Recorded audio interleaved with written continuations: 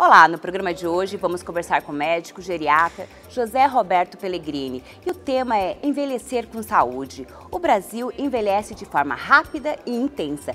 Segundo o IBGE, a população idosa brasileira é composta por 29 milhões de pessoas, totalizando 14,3% da população total do país.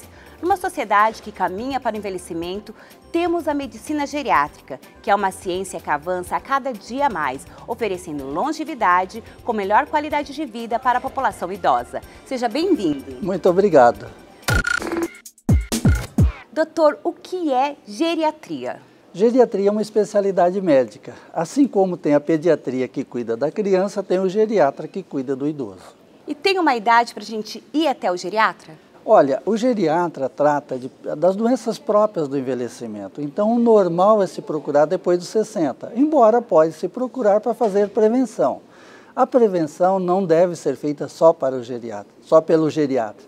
Toda especialidade médica tem que fazer prevenção. Doutor, hoje a expectativa média de vida do brasileiro ao nascer é de 76 anos. É preciso mudar o pensamento para um modelo de saúde preventivo? Sim, claro. Aliás, esses dias eu vi uma charge muito interessante. Um atendimento do SUS, marcação de consulta e cirurgia, a fila dobrava o quarteirão, marcação para prevenção, não tinha ninguém. Então, quando se fala em prevenção, parece que é algo muito distante. Não, a prevenção é um investimento. Saúde é investimento, a doença é gasto. E como a gente pode mudar isso? Primeiro é conscientizando a população, nós temos que conscientizar a população. Como você relatou, nós temos mais aí, quase 30 milhões de pessoas. Isso é uma população igual a muitos países do mundo. O Brasil é um país que nós temos uma população idosa muito grande. Para você ter uma ideia, a base da nossa pirâmide hoje, ela está mais estreita na base, um pouquinho mais larga, e depois ela vai afilando. Nós temos uma população muito grande, entre 20 a 40 anos. Essa população de 20 a 40 anos, daqui 30 a 40 anos serão os idosos. E já é tempo de fazer a prevenção, é tempo de prevenir. Por quê? Hoje nós temos uma população idosa, um indivíduo com mais de 65 anos hoje no Brasil, ele tem em média 3,4 doenças crônicas. Nós temos que diminuir isso. Isso é possível diminuir. É possível envelhecer bem. Isso que eu ia perguntar. Qual a demanda de quem envelhece? Olha, hoje a demanda de quem envelhece ela não é boa. Nós estamos com uma população envelhecendo, uma população pobre. Sabe? Isso é um problema muito sério. Para você ter uma ideia, eu trabalho muito com doença de Alzheimer. 80% das pessoas com doença de Alzheimer do Brasil é cuidado pela família. Só pela família. Da população com doença de Alzheimer, 60% ganha um salário mínimo. Como que você trata de uma pessoa que tem um custo elevado com apenas um salário mínimo?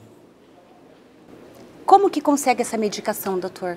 A medicação existe pelo SUS. O SUS tem medicação específica para a doença de Alzheimer. Mas o grande problema do Brasil, que além de envelhecer com um número muito grande de doenças, a população está envelhecendo pobre. Se acredita muito na aposentadoria. É claro que a aposentadoria é um direito, mas nós não temos a cultura da poupança, por exemplo, como tem no Japão. Mas como também se não tem dinheiro a população, né?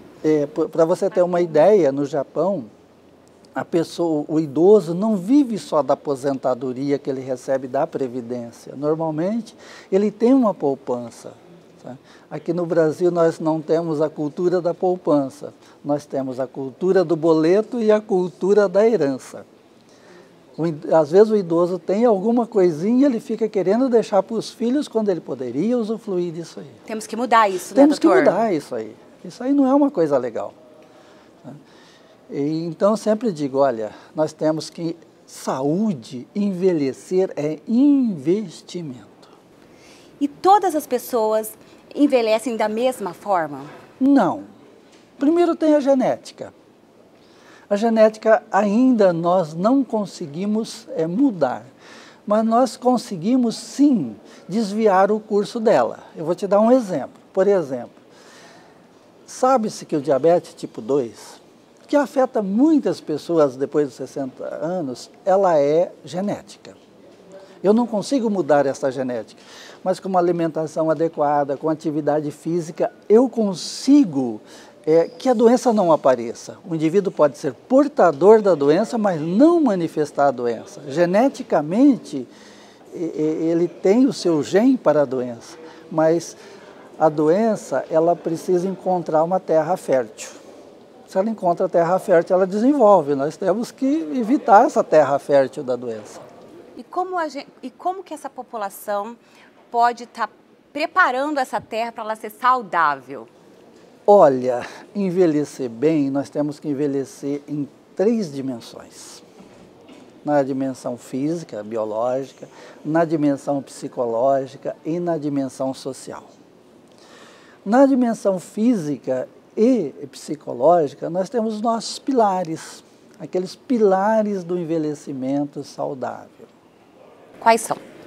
O primeiro pilar do envelhecimento saudável é exercícios físicos. Olha que eu estou falando exercício, eu não estou falando atividade. Por exemplo, a dona de casa que trabalha exaustivamente, ela tem bastante atividade física, mas aquilo não é exercício. Exercício é algo programado para atingir um determinado objetivo. E tem um exercício que o senhor... corrida, andar, qual que é o melhor exercício para a pessoa envelhecer com saúde? Olha, andar é muito bom como recreação, mas é insuficiente como exercício. O exercício, ele tem que ser, de preferência, orientado por um profissional. O grande problema do envelhecimento, o envelhecimento frágil que nós chamamos, aquela pessoa que envelhece debilitada, é aquela pessoa que perde massa muscular. Por isso, o exercício ele tem que ser completo, ele tem que ser aeróbico e ele tem que ser contra resistência. Que com a idade nós vamos perdendo massa muscular, isso tem vários fatores. Mas o importante é você perder menos, porque o músculo nos dá sustentação, nos dá força. A pessoa que envelhece sem força, sem sustentação física, ela é uma pessoa frágil. Eu sempre brinco com os meus pacientes, olha, você quer envelhecer bem? Cuide bem das suas pernas, porque as suas pernas te levam. E cuide bem da sua cabeça, porque a sua cabeça governa tudo isso. Corpo e mente. Corpo e mente. Então esse é o primeiro pilar. O segundo pilar é a alimentação. Quer dizer, hoje se fala muito de alimentação, existe aí várias correntes, mas nós temos que pautar por aquilo que é cientificamente comprovado. E o que é cientificamente comprovado hoje é a dieta do Mediterrâneo. Que para nós está um pouquinho distante, mas é possível, inclusive tem alguns estudos hoje no Brasil que está tentando tirar o melhor da nossa dieta. Por exemplo, na dieta do Mediterrâneo faz parte castanhas, que lá são as nozes, avelãs, amêndoas, que nós não temos aqui, mas nós temos a castanha do caju, a castanha do Pará, que já existem alguns estudos mostrando que as nossas castanhas são melhores do que as europeias, né? Então, a alimentação, ela consiste, primeiro, bastante frutas, verduras e legumes. A Organização Mundial de Saúde recomenda 4 porções. Para você ter uma ideia, uma porção de fruta, legumes e verdura corresponde a 80 gramas, mais ou menos. Ou uma xícara de chá picada. Por exemplo, alface não tem como você comer 80 gramas, mas se você picar ela picadinha, uma xícara é uma porção.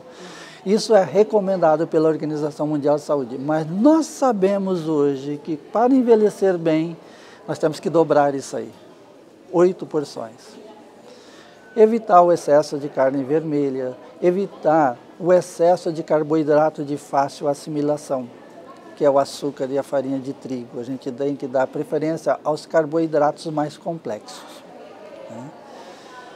Pouca carne vermelha, bastante peixe, bastante ovos, bastante azeite, principalmente o azeite de oliva, por isso que a dieta do Mediterrâneo ele tem uma ação oxidante muito importante. Esse é o segundo pilar. E o terceiro? O terceiro é melhorar, aumentar, manter a nossa reserva cognitiva. E como podemos fazer isso? Primeiro, não deixar de sonhar. Nós temos que sonhar. Sempre, né? Sempre. Sempre criar projetos novos. Eu vejo assim pessoas que falam, eu leio um livro por mês, eu faço palavra cruzada. Isso ajuda? Ajuda, mas não é o ideal. Nós temos que, depois de uma certa idade, o indivíduo vai perdendo a reserva cognitiva. Por isso que ele vai ficando mais esquecido, a memória um pouquinho mais lenta. O que ele tem que fazer? Melhorar essa reserva. Como que ele melhora a reserva? Aprendendo coisas novas, coisas significativas. Coisa significativa para ele. Por exemplo, aprender a dançar, aprender um segundo idioma, fazer um outro curso superior, fazer uma pós-graduação. Ou mesmo as pessoas mais humildes, aprender um artesanato. Algo que te dê prazer. Que te dê prazer, que seja relevante. Tem que ser relevante. Cada vez que passa, nós estamos dormindo menos. Verdade. O estresse, né? O estresse não O ser humano, por que existe a noite? Por que existe o escuro da noite? Com o escuro da noite, nós produzimos alguns hormônios. E o que acontece hoje? Nós somos invadidos por luzes. Verdade. A luz do celular, a luz da televisão, a luz do computador. Sabe? Isso inibe a produção de certos hormônios. Tem que apagar todos os Nós temos que eletrônicos. Abaixar essa luminosidade. Sabe? E também relaxar um pouco à noite, não marcar atividades que exigem muita concentração. Sabe? Você tem que... Preparar o corpo. Preparar o corpo para dormir. O pessoal acha que nós somos igual tomada. Vai lá, liga e desliga. Não é assim. Tudo existe assim. As atividades mais cansativas seria durante a manhã. À tarde, uma atividade mais leve. E à noite, uma atividade relaxante, como ouvir uma boa música. Sabe? Isso ajuda bastante. Apreciar alguma coisa bela, bonita. Eu acho que a dica é saber viver bem. Saber viver. E a última é o mundo das relações. Primeiro, nós relacionamos conosco mesmo. A gente tem que gostar da gente. Gostar de envelhecer, né, doutor? Olha, o envelhecimento é um processo natural, não tem como. Saber envelhecer Saber bem. envelhecer. E nós temos que relacionar bem com as outras pessoas, no nosso trabalho, com a nossa família, com a sociedade. Nós temos que ter uma boa relação com a natureza, né? Com os animais, com as plantas. Tudo isso ajuda no processo de envelhecimento. Ter amigos, né? Ter amigos. Quais as doenças que aparecem com o envelhecimento, doutor? Mas essa pergunta o senhor vai me responder no próximo bloco. Não saia daí.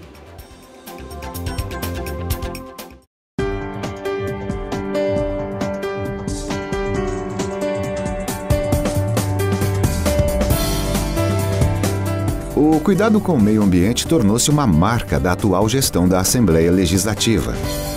Além da elaboração de leis que conservam os recursos naturais de Mato Grosso do Sul, a Assembleia desenvolve ações que geram economia e reduzem os impactos ambientais das atividades da Casa de Leis, como o programa Chega de Plástico, que vai evitar o uso de 600 mil copos descartáveis por ano.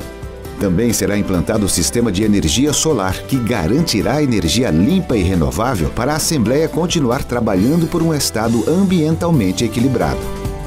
Sustentabilidade é isso, começa aqui dentro e reflete em todo lugar. Assembleia Legislativa de Mato Grosso do Sul.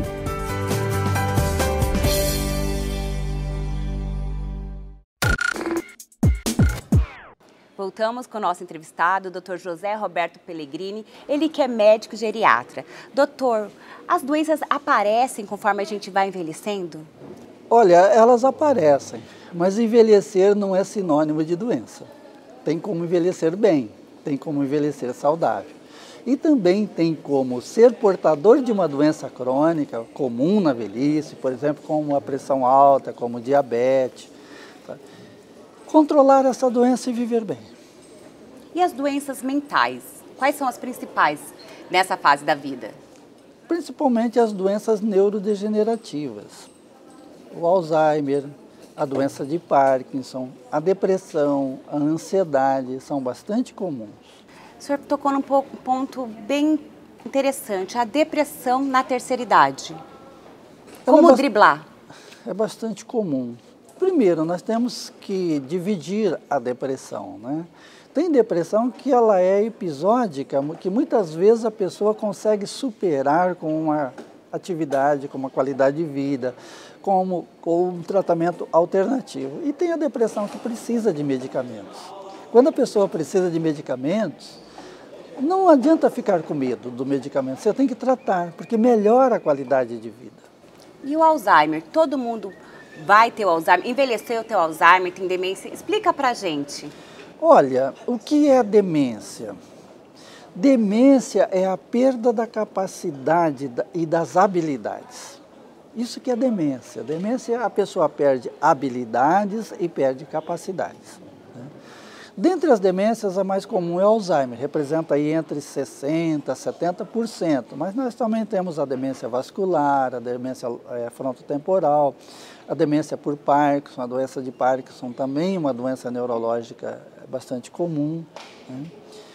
Com o envelhimento, que elas fazem parte das doenças neurodegenerativas, quer dizer, o cérebro sofre um processo de degeneração. E as medicações, elas estão sendo bem-sucedidas nesses tratamentos? Não. Para você ter uma ideia, nós temos aí 3 medicamentos para o tratamento da doença de Alzheimer. O caçula já tem 15 anos, quer dizer, de 15 anos para cá nós não tivemos nada, em termos de medicamento. E esses medicamentos específicos, eles são disponibilizados pelo SUS, né? Mas a única coisa que ele faz, quando bem sucedido o tratamento, é retardar um pouquinho a evolução da doença e minimizar os sintomas. O melhor tratamento ainda é a prevenção, aqueles 5 pilares que nós falamos no bloco anterior. Se praticar esses 5 pilares que nós falamos no bloco anterior, você tem a possibilidade de retardar o aparecimento da doença de Alzheimer em pelo menos 10 anos. Você ganha 10 anos depois dos 70... É importante. Doutor, e a saúde ginecológica na terceira idade? A saúde ginecológica, a saúde genital, né, a saúde tanto da mulher quanto do homem, não pode ser negligenciado, porque ainda nós temos uma incidência muito grande de câncer de mama, nós temos uma incidência muito grande de câncer de colo de útero, câncer de próstata no homem. Pode ver que nós temos aí o Setembro Amarelo, o Outubro Rosa, essas campanhas de prevenção. Infelizmente, isso acontece. Por quê, doutor? A pessoa envelhece e ela não vai mais ao médico como deveria ir? Sim, porque o câncer, tanto o câncer da mulher, o de mama e o câncer ginecológico, o câncer de próstata no homem, se detectado precocemente, ele tem tratamento, ele tem cura. O grande problema é que muitas vezes pega já numa fase tão avançada que já não tem mais cura. Sabe? Então tem que ser feito um tratamento precoce. Tudo é prevenção, né? Toda prevenção. Tudo é prevenção. Prevenção é investimento. Doutor, conforme dados do Ministério da Saúde, cerca de 4 a 5% da população acima de 65 anos apresenta alguma doença transmitida sexualmente. Como mudar esse cenário? Olha, nós tivemos uma evolução muito grande, né? Primeiro vamos falar o nome comercial, Viagra, né? Que são... Mudou a vida, Mudou a vida sexual, principalmente do homem. Com isso, aumentou também as doenças sexualmente transmissíveis em pessoas de idade mais avançada, inclusive a AIDS. Sabe? E não só a AIDS, a sífilis e outras doenças sexualmente transmissíveis têm aumentado. Então nós temos que botar na cabeça das nossas pessoas que o sexo é legal, que ele é gostoso, que ele faz bem para a vida, mas tem que prevenir. Principalmente a pessoa de mais idade, ela tem mais dificuldade de fazer a prevenção do que o jovem, porque o jovem ele já aprendeu lá na escola, ele já veio de uma outra cultura. Agora, a pessoa de mais idade não. Então você tem que levar a ele um pouco de conhecimento. O senhor que é geriatra e que assiste essa assistência para essa parcela da população, como está a vida sexual do brasileiro? Está ativa, doutor? Está bem ativa, melhorou bastante. Não só do homem, da mulher também. Alguns tempos atrás, depois da menopausa, era aposentadoria sexual, vamos dizer assim. Hoje não, hoje a pessoa tem condições de chegar aos 60, 70, até 80 anos com uma vida sexual é prazerosa, é importante. E uma coisa interessante, a vida sexual do idoso, principalmente daquele indivíduo bastante longevo, vamos dizer, uma pessoa de 90 anos, não se resume mais ao ato sexual tradicional. Sabe? Eles gostam muito de carícia, de atenção, de companheirismo, de aconchego. Sabe? Isso talvez seja mais importante do que a vida sexual ativa propriamente dita. Doutor, agora que o senhor falou em aposentadoria, é saudável realmente se aposentar ou é melhor estar trabalhando? O senhor comentou comigo isso dos bastidores. Para a saúde, o que é melhor? Eu acho que a aposentadoria é um direito, isso é inegável. Sim. E nós temos que respeitar o direito, né? Agora, a pessoa não pode acreditar que a aposentadoria vai ser a solução da vida dela. Tem gente que começa a viver na aposentadoria, não é? Viver na aposentadoria. Tem gente que começa a fazer plano. Olha, quando eu aposentar eu vou viajar mais. Quando eu aposentar eu vou fazer isso. Sabe? Quanto ao envelhecimento, nós temos dois problemas. Primeiro, as pessoas têm medo de envelhecer. Criou-se o estigma que velhice é sinônimo de doença, e não é verdade. E o segundo grupo é aquele grupo que acredita que quando vai envelhecer vai fazer tudo. O que acontece é a frustração. Nós temos muitas frustrações. Então a aposentadoria, ela é um direito, ela é importante. Eu criei um termo, que é o empreendedor ocupacional. E como que é? O empreendedor, por exemplo, existe um empreendedor empresarial, aquela pessoa arrojada, que vai empreender, que vai criar um negócio, que vai crescer e que vai evoluir. Numa certa altura da vida, nós temos que ser empreendedores ocupacionais. Nós temos que usar o nosso tempo de forma gostosa, adequada, produtivo ou não, remunerado ou não. Mas nós temos que fazer coisa que nos dá prazer.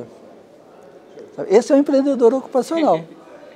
Então, é saber dosar, né, doutor? Saber dosar. É viver intensamente todas as fases da vida para não esperar só na velhice e realizar os sonhos, né? Todas as fases da vida têm seus encantos e desencantos, todas. E qual que é o encanto? Vamos falar dos encantos, né? Vamos falar do encanto na terceira idade. Primeiro, eu sempre digo, só tem uma maneira de não envelhecer, é morrer cedo. Verdade, ninguém quer, né? Ninguém quer. Se você não morreu cedo, você vai ficar velha. Então você tem que ficar uma idosa, não gosto da palavra velha, né? Uma idosa saudável, bonita, elegante, participativa.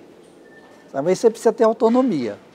Autonomia física, autonomia mental, autonomia financeira. Sabe? Você tem que ser uma pessoa que tenha liberdade, que tenha autonomia. Esse é o envelhecimento saudável, é a pessoa livre. Aquela pessoa, eu tenho paciente de 85, 90 anos que anda de ônibus na cidade, feliz por andar de ônibus. Não encostar, né? Falar, olha, não encostar. Ser a muleta, né? Precisa sempre de uma muleta, não, né? Essa muleta é perversa. Perversa, né, doutor? Tem como, eu tenho um pacientezinho de 102 anos que dirigiu o carro até 97. Que lindo. Dirigiu o carro até 97. Imagina um senhor com 97 anos dirigindo. Ele falava para mim, hoje eu dirijo com sabedoria. Eu tenho todo o tempo, eu não preciso sair de casa no horário de pico. Eu posso escolher o horário. Né? Eu posso escolher o horário, eu posso estacionar o carro num lugar mais longe, vou andando devagar, mas eu chego lá. Então, envelhecer bem é isso, envelhecer com autonomia, respeitar os limites da idade, porque a idade também impõe certos limites, nós temos que aprender a viver com esses limites, ter uma vida produtiva, essa produtividade pode ser remunerada ou não, né? Não deixar de sonhar, não deixar de fazer, sabe? Viver a sua vida. Isso é uma coisa importante. Muitas vezes a pessoa de idade começa a viver a vida do filho, viver a vida do neto. Ele tem que viver a vida dele ou dela. Viver seus sonhos, né? Seus sonhos. Que não tem idade, né? Os sonhos não têm idade. Doutora, a gente está numa casa de leis e eu queria pincelar com o senhor alguns assuntos, né? Numa sociedade que caminha para o envelhecimento, o Brasil tem programas de política pública bem-sucedido na área da promoção da saúde do idoso? Tem. Eu acho que em termos de política nós temos. Falta dinheiro. Muitas vezes falta dinheiro para implementar política. Você tem uma política boa, mas o dinheiro é o gargalo. Tudo na vida se faz com recursos. Aliás, todo investimento leva em consideração tempo, esforços e recursos. enquanto os recursos são poucos, você tem que investir mais em tempo, né? E investir em esforços mesmo. Nós estamos aí com uma população grande, idosa, temos políticas boas, arrojadas, inclusive aqui nessa casa tem a Frente Parlamentar do Idoso. Deputado Renato Câmara. E nós temos boas iniciativas. Infelizmente, os recursos são poucos. Mas pensando que a gente tenha recurso, o que é possível melhorar? O senhor falou de uma coisa bem legal, que é um centro... Centro-dia. Dia. Explica como que seria. Olha, 50 anos atrás a sociedade lutava por creche. Nós estávamos passando pela Revolução Industrial, as mulheres tinham que trabalhar, ao mesmo tempo era mãe e não tinha onde deixar os filhos. Hoje está acontecendo o inverso. Hoje os filhos têm que trabalhar e não tem onde deixar os pais. Então o centro-dia seria um lugar para deixar o idoso, e lá ele ter atividade recreativa, lá ele ter assistência, passar o dia, receber alimentação, né? Receber tratamento como fisioterapia, como fonoaudiologia, terapia ocupacional. E tarde esse idoso era devolvido para o lar, né? Para o lar. Né? Porque nós temos 3 responsabilidades quanto aos idosos. Primeiro, da família. A família não pode abandonar, não pode negligenciar. Segundo, o Estado. E terceiro, a sociedade. Eu tenho um sonho, né? Meu sonho é que eu tenho 30 anos de geriatra, e nesses 30 anos nós evoluímos bastante. Que bom, então. Mas nós temos muito mais que evoluir. Nós vamos ser obrigados a evoluir. Ou nós vamos se arrastar. Mas a gente tem o Estatuto do Idoso, que está completando 16 anos agora em outubro, que completou, na verdade, 16 anos em outubro. Já tivemos vários avanços, né, nessa área. Inclusive o Estatuto precisa ser revisto. Sim, nós vamos trabalhar para isso aqui nessa casa. Nós temos que rever o Estatuto, porque eu ajudei a formular o Estatuto. Eu fiz várias reuniões aqui na Assembleia, na época eu era presidente do Conselho Estadual dos Direitos da Pessoa Idosa. Então eu colaborei com esse estatuto. E ainda colabora, né? Colaboro, mas nós temos que rever. Por exemplo, é considerado idoso no Brasil depois de 60 anos. E o indivíduo com 60 anos hoje está em plena atividade. Isso. Ele é um idoso com 60 anos, se ele está em plena atividade? Não. Sabe? Então, por exemplo, ele tem o mesmo direito na fila, por exemplo, que tem uma pessoa de 80 anos. Eu acho que a pessoa de 80 anos, 90 anos, o direito dela tem que ter mais prioridade do que o indivíduo de 60 anos. Então nós temos que rever isso. Né? Primeiro que nós estamos vivendo mais. Hoje nós temos uma população aí de 60, 70 anos trabalhando em atividade e muito bem, graças a Deus, e deve continuar. Gente, a gente vai terminar esse programa, foi delicioso com o Dr. Roberto Pellegrini. Eu agradeço a sua atenção e a sua disposição de ter vindo aqui.